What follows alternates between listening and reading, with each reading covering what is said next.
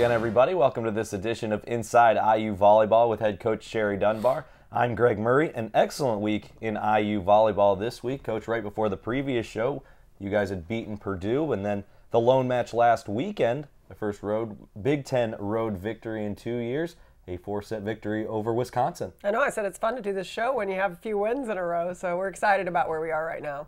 When you look at the stats in these past two wins, a two-game winning streak for the Hoosiers, on paper, you guys were out-hit, out-dug, but what was the biggest difference in those two victories? Well, I think even though we were out-dug, we were pretty much dig for dig with most teams we played against, and I think our serving was probably the most important. Our serving and our passing, I think we were in system and able to run some offense. Our hitting numbers weren't fantastic by any stretch of the imagination, but I think our serving really helped us out and took a lot of teams out of system. So I think we had 11 aces, 5 errors against Wisconsin.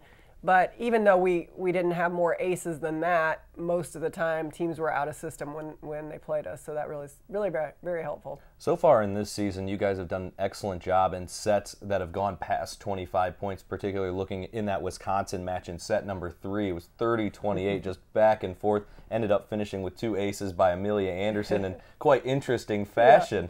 But what happens to the mindset of this team when it goes into that extra points? Just looking at the numbers, only 2 sets that have gone past 25 that you guys have been defeated this season. You know, even just reading the quotes they wrote in the IDS, you know, about how they felt during that set, that they just kept fighting and they just had a feeling they were going to win it. And so I think they're just staying really positive in those. And, you know, we were up 24-20. We got in kind of a bad rotation. We had no back row attack and only 2 hitters and just couldn't find a way to put the ball away. Called 2 timeouts, but you know, Wisconsin just kept battling with us. But I think the kids just stayed in it, just kept passing balls and just kept staying in the system. And you know, I was like, at some point you just got to find a way.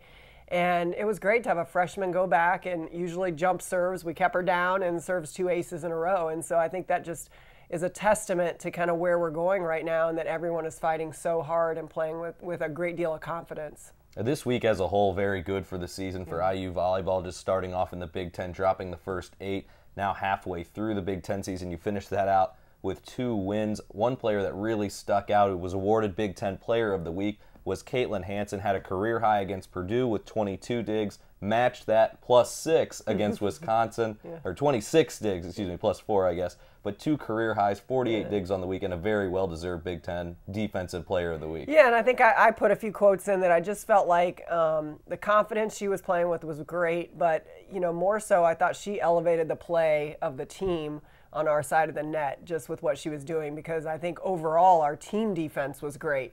And I think when you see somebody back there, and it's not about balls that were coming to her, it was about her finding digs. And so she was making some spectacular plays, coverage plays, you know, all out, laid out plays over there, and then the simple plays too. So I think people just started to elevate their play because of what she was doing.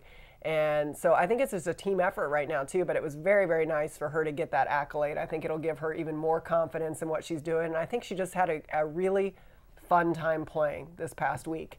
And I think that's what she needs to do, is just go out and compete and just play point for point and enjoy the experience of being out in the best conference in the country doing that. Caitlin started out as the team libero this season, and then a few weeks ago things weren't going exactly the Hoosiers' way. You made a switch at the libero for a weekend, then went back to Caitlin, and it seems since then her game has just continued to rise. Well, and to her credit, she earned it in practice, you know, and Courtney did too. When Courtney became the libero, we've been tracking passing numbers and defense numbers, and for those couple of weeks that Courtney was libero, she earned that position. And then Caitlin fought to get it back, and I like that too. But I think in the end, if you look at Melanie Hicks, and if you look at Courtney Harnish, and you look at Caitlin Hansen, all their numbers are going up. And I think those 3 on the court, if you look, sometimes Courtney Harnish is right behind Caitlin Hansen, and she's not getting half the opportunities to do things as Hansen is. So it's really nice just to see them working together to try to find digs, and it's giving us a lot more opportunities to swing, which is what we need. On a different volleyball level, this time of year in high school volleyball is the state playoffs, sectionals, and things like that. As you're busy with the Division I season coaching IU, how much, if any, attention do you pay attention to the high school playoffs or different players that you as IU recruiting might be watching, things like that? A lot. I mean, every day we talk about it. Tonight, both Coach Mueller and myself will go out recruiting after practice, and sending out emails to all, all the coaches congratulating them on sectional championships and now moving on to regionals, and then checking to see if we can get someone to the state finals, obviously in Indiana, which is very important. So yeah, it's a little bit crazy. And, speaking of that, it's kind of crazy for our freshmen because they're used to being done playing almost right now. And they still have a whole nother round of Big Ten to go. So, yeah, it's great. The state of Indiana is very good in volleyball, and it's great. We want to keep the players at home the best we can, and so that's why we try to get out as much as we can in the fall. Even though it's our season, that's a huge priority. I mean, especially at this level, you have to be out recruiting all the time. This week's profile that we got an interview for was with the assistant coach Nancy Mueller. Took a little bit of different perspective this week and talked a lot of Indiana recruiting. We're here before the Wisconsin match with the Indiana Hoosiers taking on the Badgers. I'm here with assistant coach Nancy Mueller. Coach Mueller, now in your third season as an assistant coach here at IU, what's your specific role with this team?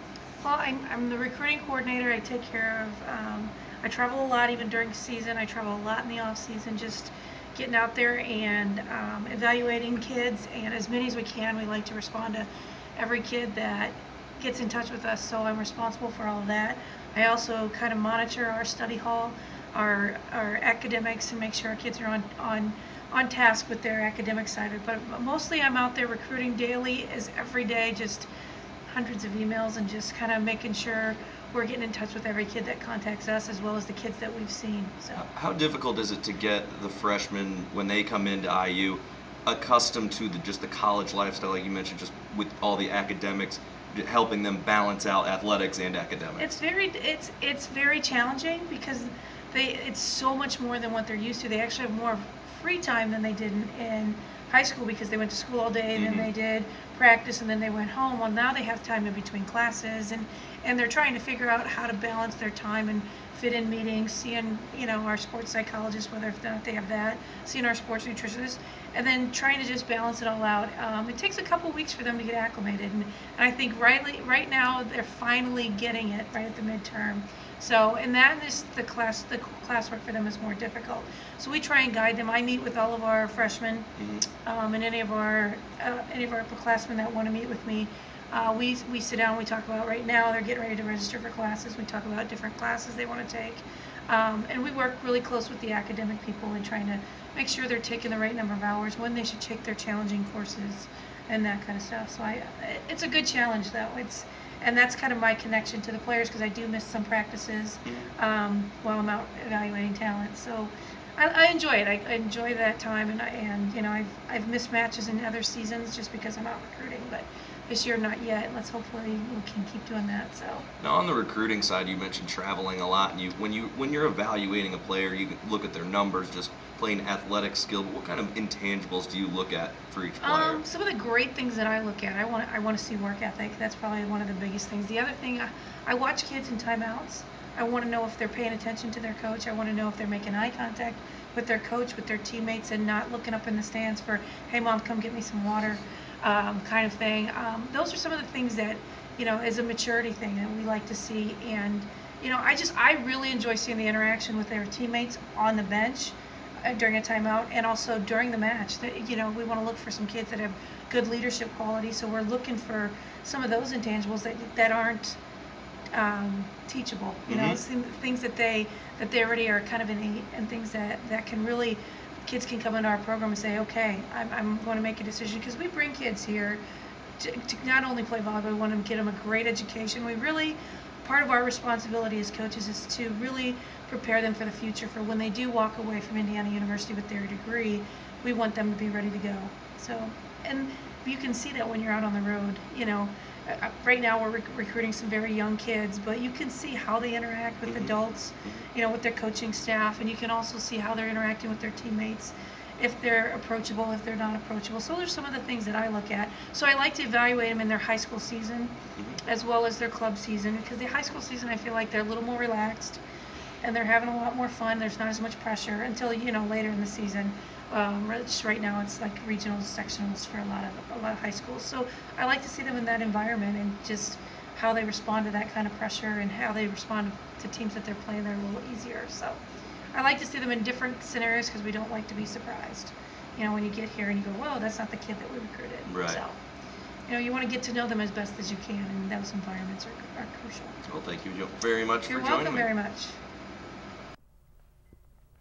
In talking with Coach Mueller in that interview, it just really seems like recruiting, while very, very important, obviously, to a team's success, it kind of flows under the radar to like an average fan. People don't really understand how much effort and traveling really goes into what she does. Wow, I'll tell you, she's gone more than she's in Bloomington most of the time, and starting in January, almost every weekend for the entire spring, except May, she'll be out of town, and we'll all be out of town at different times. So, you know, when you look at these teams, I mean, there's no surprise that the teams getting the best talent are winning, you know, especially at this level. And the problem is at this level, you know, it really starts to shrink, you know, what kids can actually help the Big Ten Conference. And, you know, when you drop down a level, there's hundreds and hundreds and hundreds of kids to choose from. But you get up to this level and you want to be successful, there's really a handful. And a lot of them are in Indiana, and we're going to try to keep those kids home now. Back out on the volleyball court starting this weekend, the second go-around in Big Ten play. How does the team mindset change with Michigan State and Michigan this weekend, teams that you've already faced? Well, we talked about after Wisconsin, the first round of play is over, and so no one really stays the same. So teams are going to either make a jump and start climbing, or they're going to start going down. And so, you know, our mindset is that we need to start going up, and I think we have been over the last couple of weeks, even before Wisconsin and Purdue. I felt like when we played Penn State, we were playing some very good volleyball. We played Nebraska, we played some great volleyball. And so I feel like we have the momentum right now. We have to use the momentum in the right way. And I think even, you know, if practice is indicative of that, yesterday I felt like we had one of our best practices in a long time, defensively and serving and all those things that we've been emphasizing. So, you know, you get another crack at two teams that we played on the road, and you get them back at home, which is nice. Michigan State is extremely athletic, probably one of the most athletic teams in the Big Ten Conference. And Michigan just had a great weekend and took Penn State to 5. So two very challenging matches. We'll watch a ton of film, and we'll be as prepared as we can be. But in the end, we have to do our part on our side, and I think that's what helped us out this past week.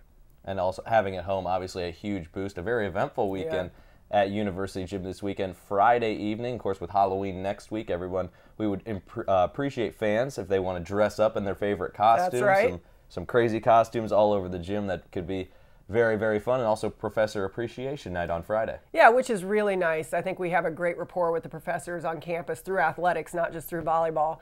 And I know our kids are just really enjoying the experience of going to school here and really enjoying their professors. So they've invited their favorite and a lot of other professors too to come out. And, you know, because I think sometimes, you know, they know they're volleyball players and everything, but they don't really, a lot of them haven't been to University Gym to see it. So it's a great chance for them to come and us to really say thank you too for all the things they do for us in athletics. Saturday, even more events. The Hoosier Headers, for the second time this season, has an autograph session after the match.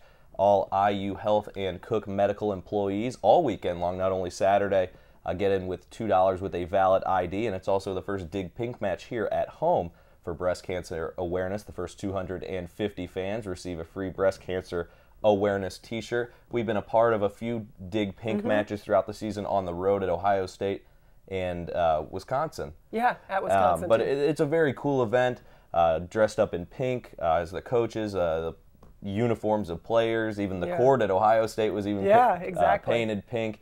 Just very cool to raise breast cancer awareness. Yeah, and you see, you know, it's what has happened is really incredible. Even throughout, you look at the NFL and all those type of teams, and what the awareness is out there now for the entire month of October, and the little bit we can do as a volleyball team to help that we want to do. And so I think it's really great just to recognize the breast cancer survivors that are going to be in attendance, and then just to bring more awareness as much as we can.